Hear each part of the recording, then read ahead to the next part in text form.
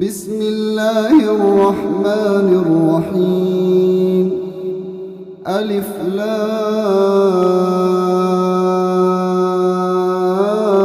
را. تلك آيات الكتاب المبين. إنا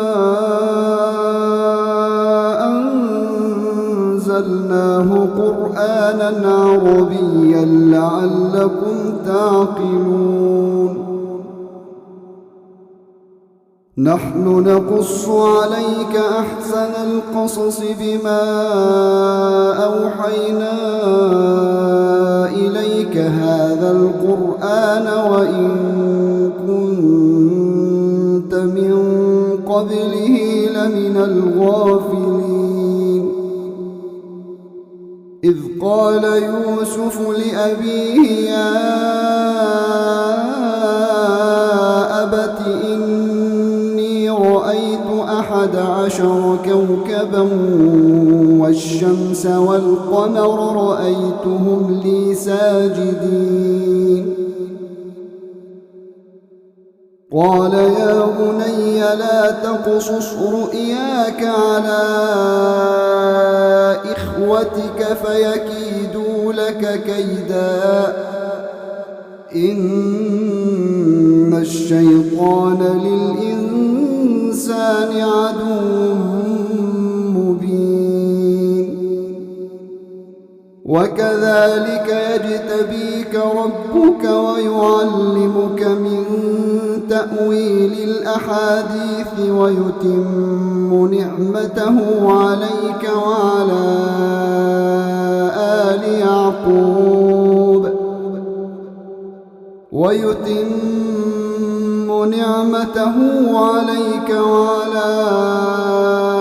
آل يعقوب كما أتمها على أبويك من قبل إبراهيم وإسحاق إن ربك عليم حكيم. لقد كان في يوسف وإخوته آيات للسائلين.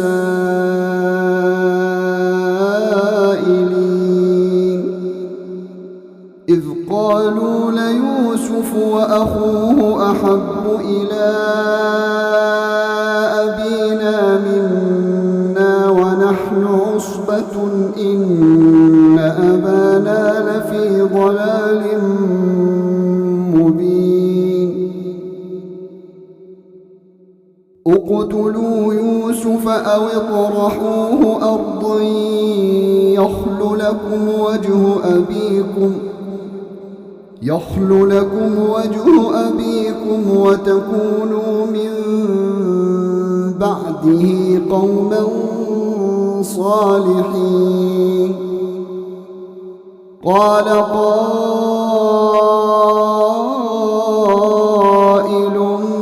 منهم لا تقتلوا يوسف وألقوه في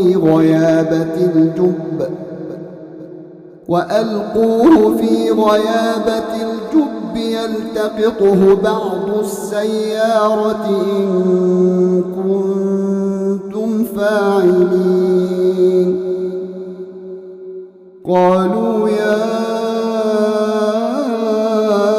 أبانا ما لك لا تأمنا على يوسف وإنا له لناصحون.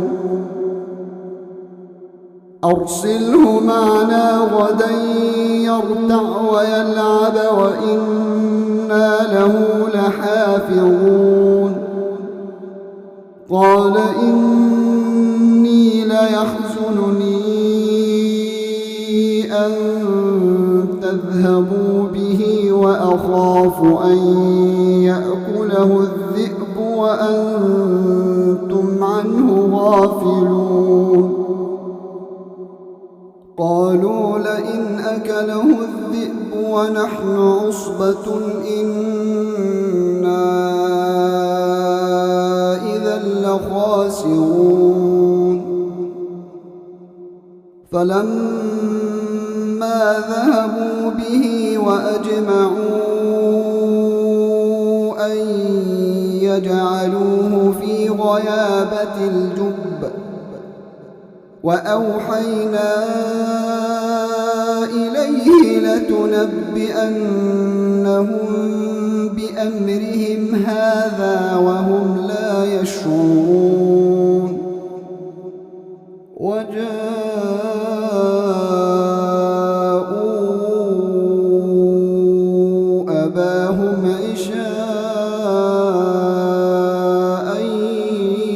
يبكون قالوا يا أبانا إنا ذهبنا نستبق وتركنا يوسف عند متاعنا فأكله الذئب وما أنت بمؤمن لنا ولو كنا صادقين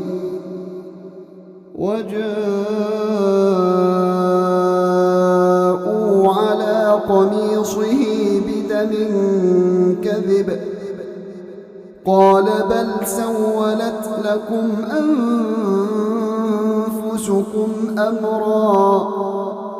فصبر جميل والله المستعان على ما تصفون وجاءت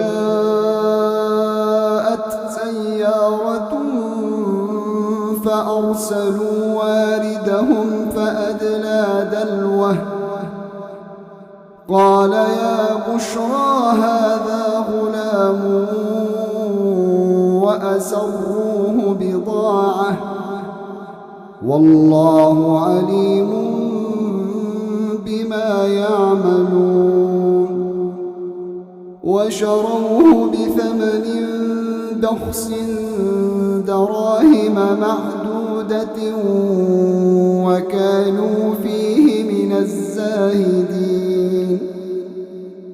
وقال الذي اشتراه من مصر لامرأته أكرمي مثواه عسى أن ينفعنا أو نتخذه ولدا وكذلك مكنا ليوسف في الأرض ولنعلمه من تأويل الأحاديث والله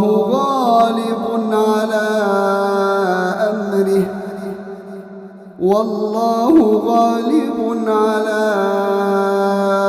أمره ولكن أكثر الناس لا يعلمون ولما بلغ أشده آتيناه حكما وعلما وكذلك نجزي المحسنين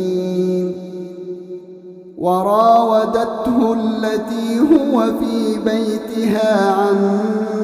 نفسه وغلقت الأبواب وقالت هيت لك قال معاذ الله إنه ربي أحسن مثواي إنه لا يفلح الظالمون ولقد همت به وهم بها لولا أن رأى برهان ربه كذلك لنصرف عنه السوء والفحشاء إنه من عبادنا المخلصين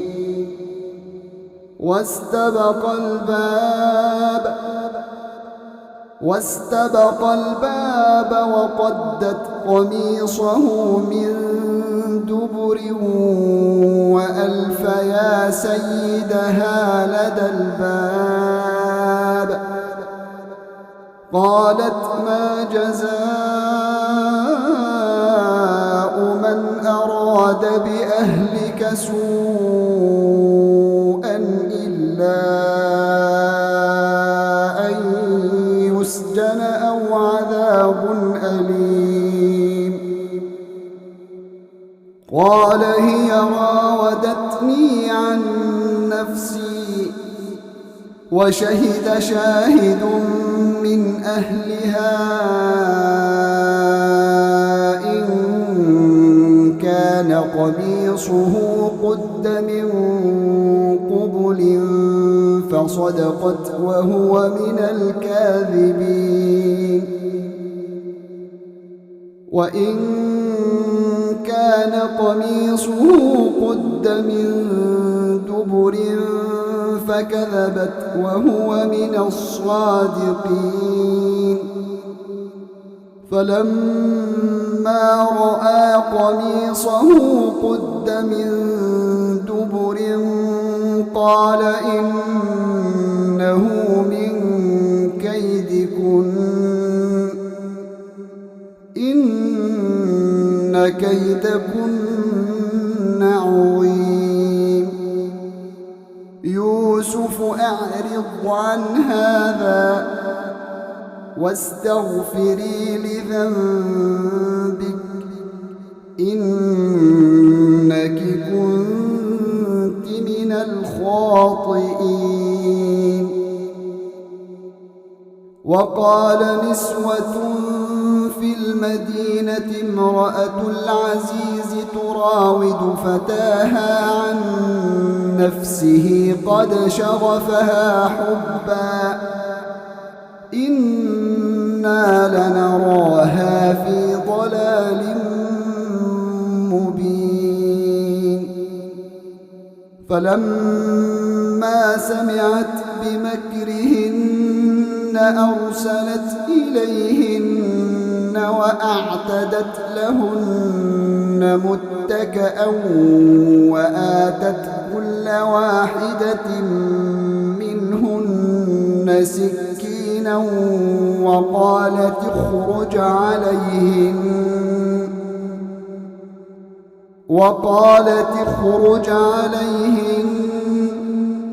فلما رأينه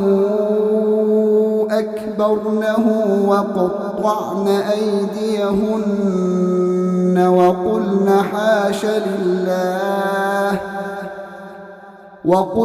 حاش لله ما هذا بشرا إن هذا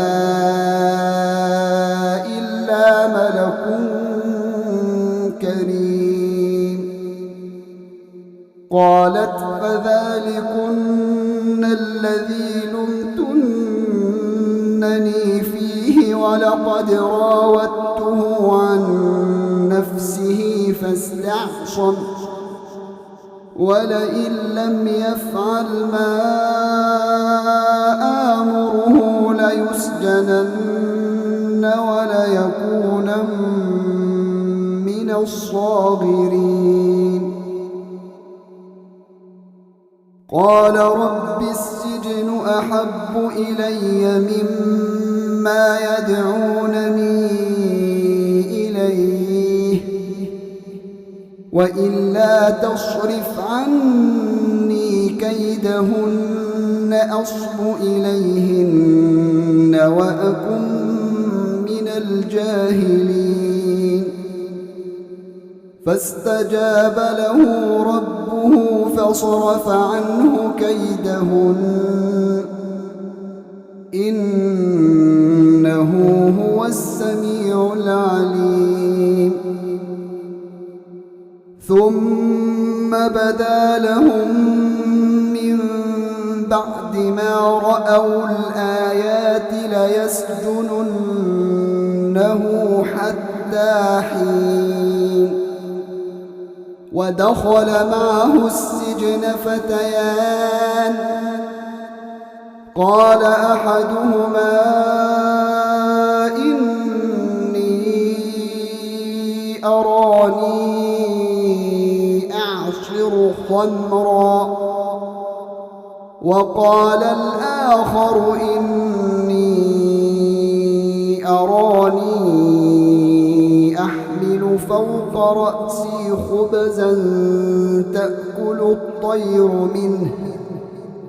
نبئنا بتأويله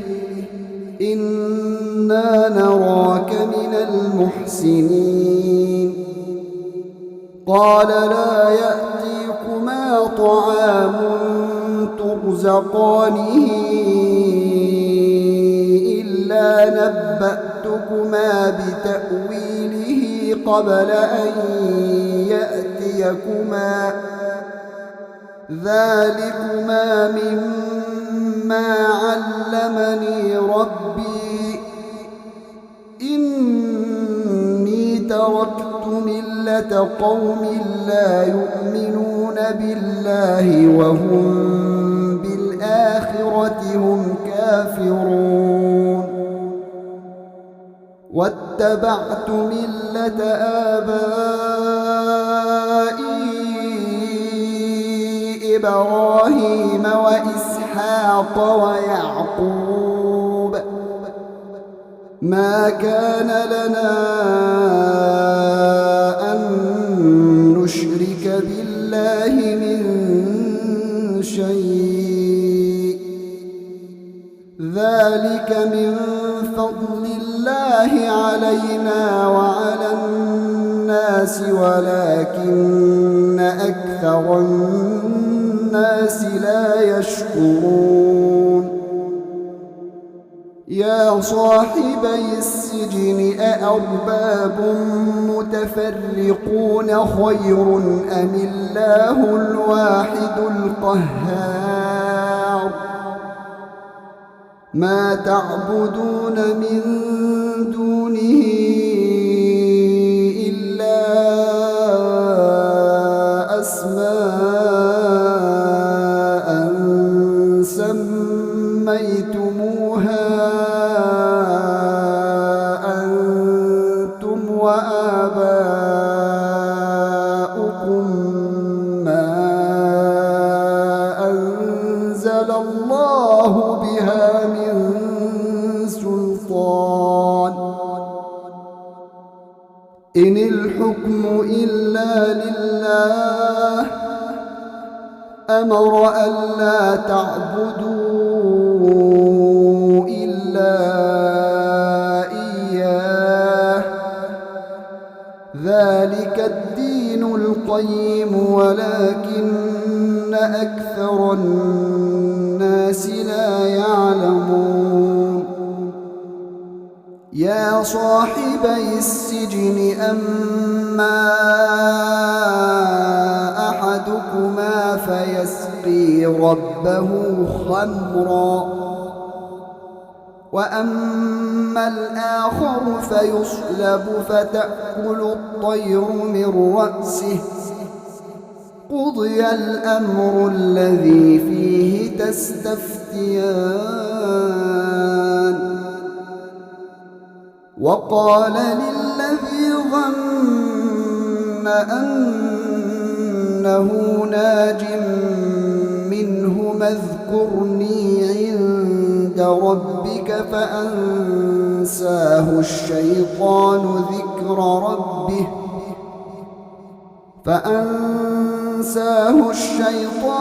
ذكر ربه فلبث في السجن بضع سنين وقال الملك إني أرى 7 بقرات سمان يأكلهن 7 عجاف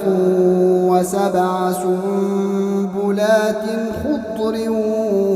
وأخر يابسات يا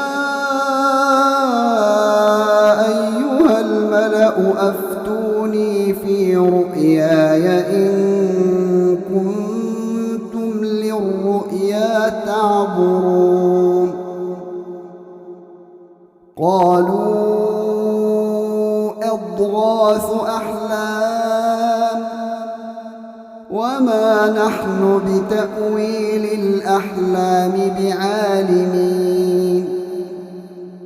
وقال الذي نجا منهما وادكر بعد أمة أنا أنبئكم بتأويله فأرسلون يوسف أيها الصديق أفتنا في 7 بقرات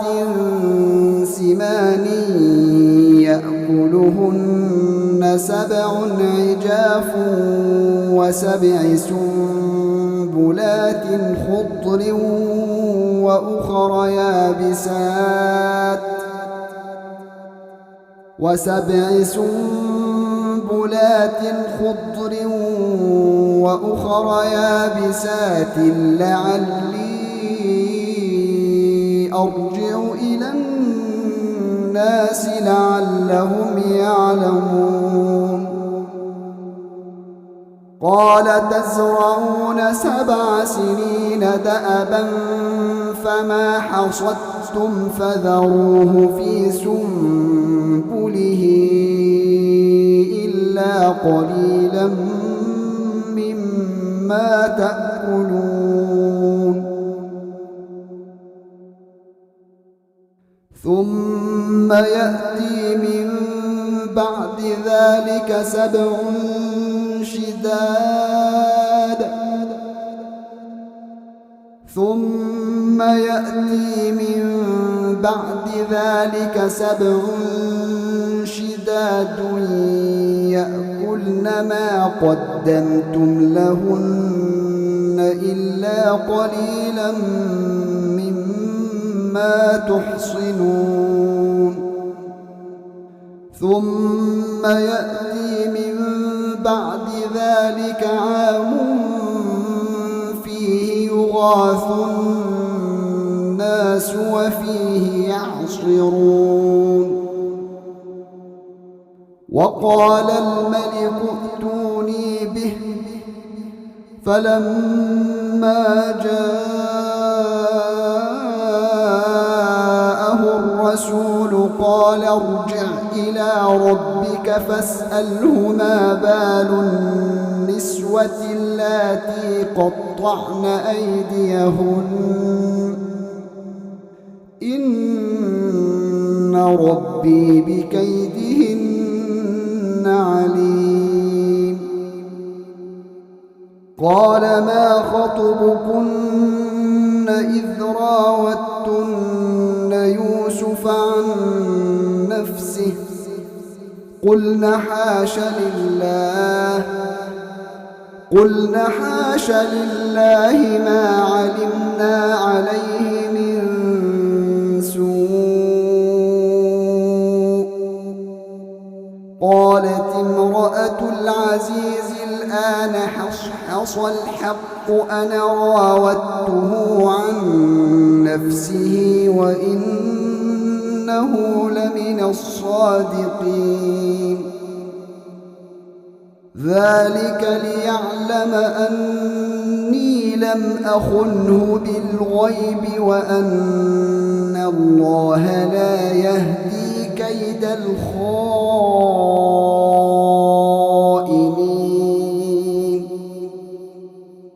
وما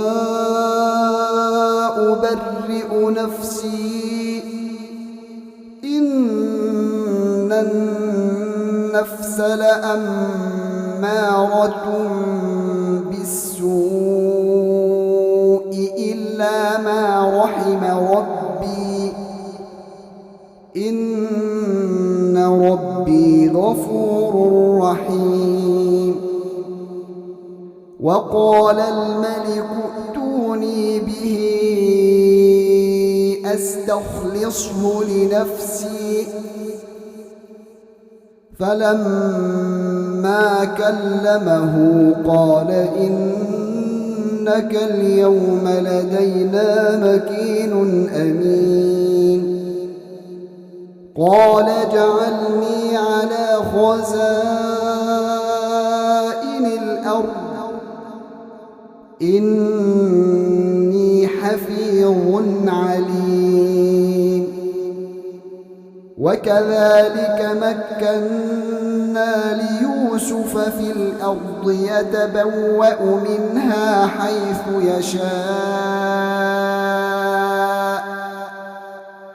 نصيب برحمتنا من نشاء ولا نضيع أجر المحسنين ولأجر الآخرة خير للذين آمنوا وكانوا يتقون وجاء إخوة يوسف فدخلوا عليه فعرفهم وهم له منكرون ولما جهزهم بجهازهم قال ائتوني بأخ لكم من أبيكم ألا ترون أني أوفي الكيل وأنا خير المنزلين فإن لم تأتوني به فلا كيل لكم عندي ولا تقربون قالوا سنراود عنه أباه وإنا لفاعلون وقال لفتيانه اجعلوا بضاعتهم في رحالهم لعلهم يعرفونها إذا انقلبوا إلى أهلهم لعلهم يرجعون فلما رجعوا إلى أبيهم قالوا يا أبانا منع منا الكيل فأرسل معنا أخانا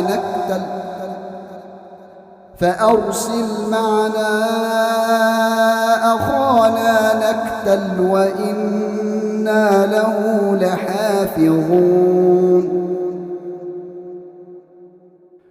قال هل آمنكم عليه إلا كما أمنتكم على أخيه من قبل فالله خير حافظا وهو أرحم الراحمين ولما فتحوا متاعهم وجدوا بضاعتهم ردت إليهم قالوا يا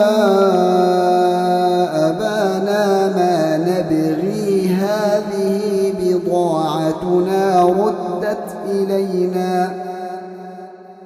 ونمير أهلنا ونحفظ أخانا ونزداد كيل بعير ذلك كيل يسير قال لن أرسله معكم حتى تؤتون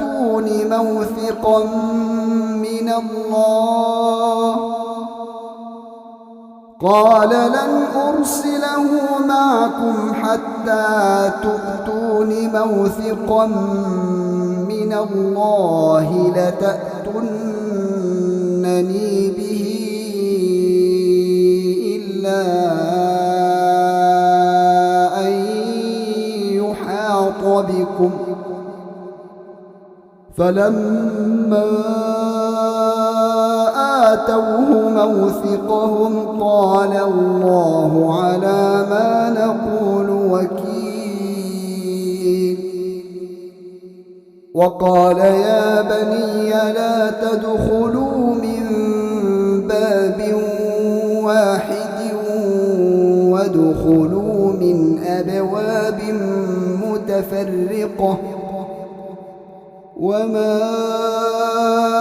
أغني عنكم من الله من شيء إن الحكم إلا لله عليه توكلت وعليه فليتوكل المتوكلون ولما دخلوا من حيث أمرهم أبوهم ما كان يغني عنهم من الله من شيء إلا حاجة في نفس يعقوب قضاها وإنه لذو علم لما علمناه ولكن أكثر الناس لا يعلمون ولما دخلوا على يوسف آوى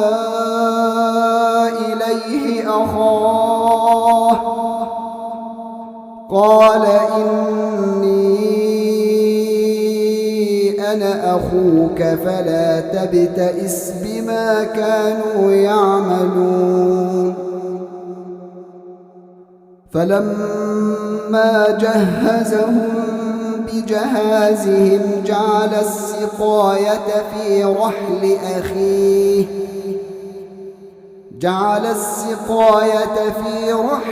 أخيه ثم أذن مؤذن أيتها العير إنكم لسارقون قالوا وأقبلوا عليهم ماذا تفقدون قالوا نفقد صواع الملك ولمن جاء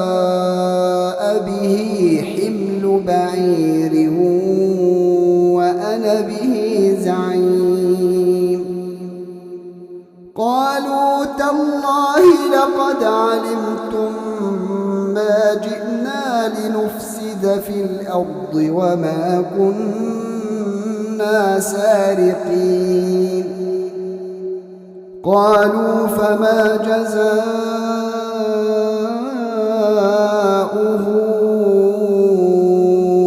إن كنتم كاذبين قالوا جزاؤه من وجد في رحله فهو جزاؤه كذلك نجزي الظالمين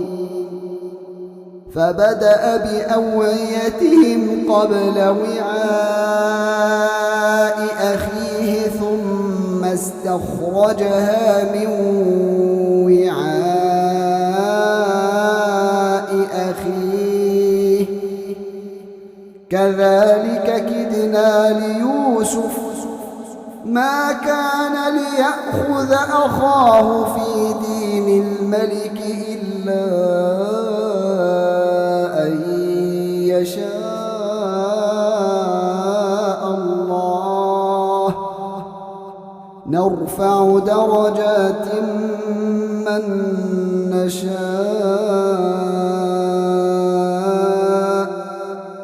وفوق كل ذي علم عليم قالوا إن يسرق فقد سرق أخ له من قبل فأسرها يوسف في نفسه ولم يبدها لهم قال أنتم شر مكانا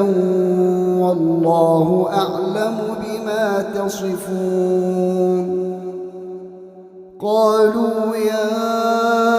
أيها العزيز إن له أبا شيخا كبيرا فخذ أحدنا مكانه إنا نراك من المحسنين قال معاذ الله أن نأخذ إلا من وجدنا متاعنا عنده إنا إذا لظالمون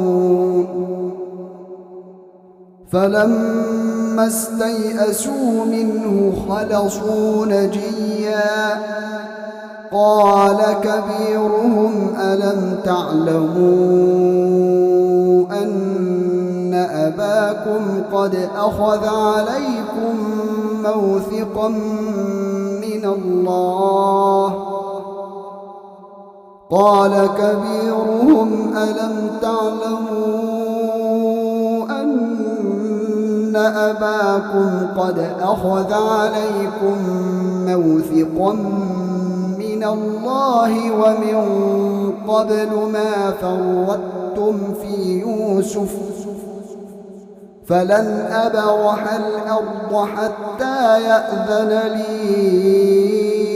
أبي أو يحكم الله لي وهو خير الحاكمين ارجعوا إلى أبيكم فقولوا يا أبانا إن ابنك سرق فقولوا يا أبانا إن ابنك سرق وما شهدنا إلا بما علمنا وما كنا للغيب حافظين واسأل القرية التي كنا فيها والعير التي أقبلنا فيها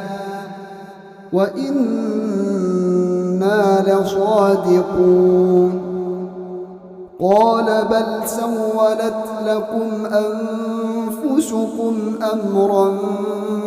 فصبر جميل عسى الله أن يأتيني بهم جميعا إنه هو العليم الحكيم وتولى عنهم وقال يا أسفا على يوسف وابيضت عيناه من الحزن فهو كظيم قالوا تالله تفتأ تذكر يوسف حتى تكون حرضا أو تكون من الهالكين قال إنما أشكو بثي وحزني إلى الله قال إنما أشكو بثي وحزني إلى الله وأعلم من الله ما لا تعلمون يا بني يذهبوا فتحسسوا من يوسف وأخيه ولا تيأسوا من روح الله إنه لا ييأس من روح الله إلا القوم الكافرون فلما دخلوا عليه قالوا يا أيها العزيز مسنا وأهلنا الضر وجئنا ببضاعة مزجاة وجئنا ببضاعة مزجاة فأوف لنا الكيل وتصدق علينا إن الله يجزي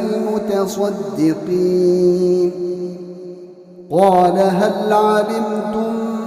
ما فعلتم بيوسف وأخيه إذ أنتم جاهلون؟ قالوا أئنك لأنت يوسف؟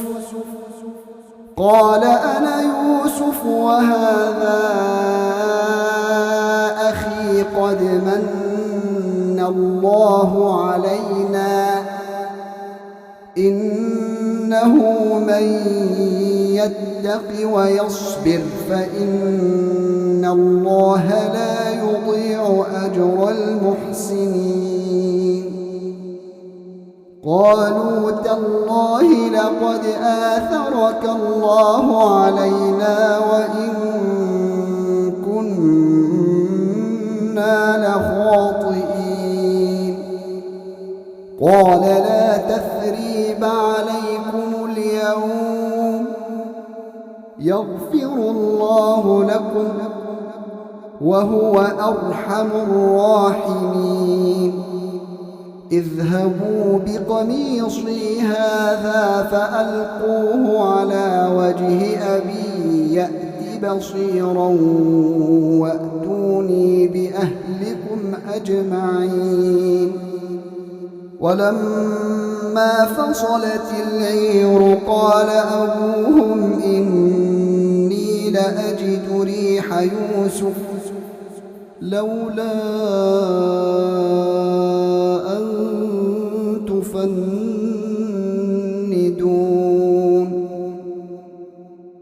قالوا تالله إنك لفي ضلالك القديم. فلما أن جاء البشير ألقاه على وجهه فارتد بصيرا قال ألم أقل لكم إني أعلم من الله ما لا تعلمون. قالوا يا أبانا استغفر لنا ذنوبنا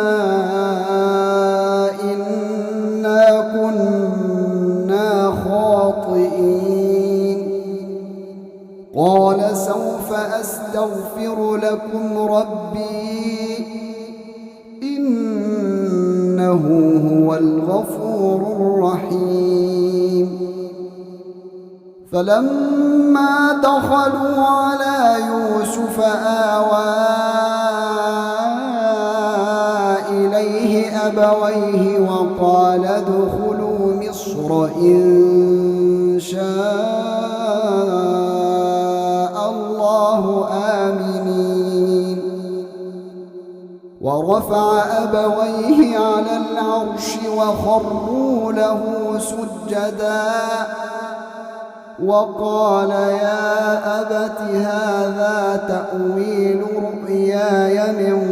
قبل قد جعلها ربي حقا وقد أحسن بي إذ أخرجني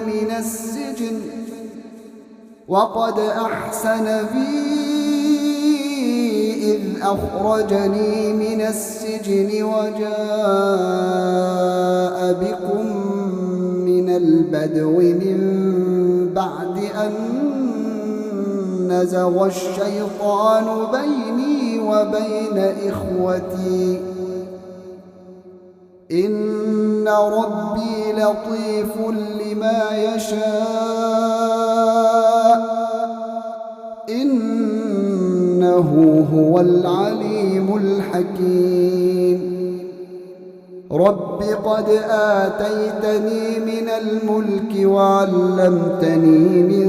تأويل الأحاديث فاطر السماوات والأرض أنت وليي في الدنيا والآخرة توفني مسلما وألحقني بالصالحين ذلك من أنباء الغيب نوحيه إليك وما كنت لديهم إذ أجمعوا أمرهم وهم يمكرون وما أكثر الناس ولو حرصت بمؤمنين وما تسألهم عليه من أجر إن هو إلا ذكر للعالمين وكأين من آية في السماوات والأرض يمرون عليها وهم عنها معرضون وما يؤمن أكثرهم بالله إلا وهم مشركون أفأمنوا أن تأتيهم غاشية من عذاب الله أو تأتيهم الساعة بغتة وهم لا يشعرون قل هذه سبيلي أدعو إلى الله على بصيرة أنا ومن اتبعني وسبحان الله وما أنا من المشركين وما أرسلنا من قبلك إلا رجالا نوحي إليهم من أهل القرى أفلم يسيروا في الأرض فينظروا كيف كان عاقبة الذين من قبلهم ولدار الآخرة خير للذين اتقوا أفلا تعقلون حتى إذا استيأس الرسل وظنوا أنهم قد كذبوا جاءهم نصرنا فنجي من نشاء ولا يرد بأسنا عن القوم المجرمين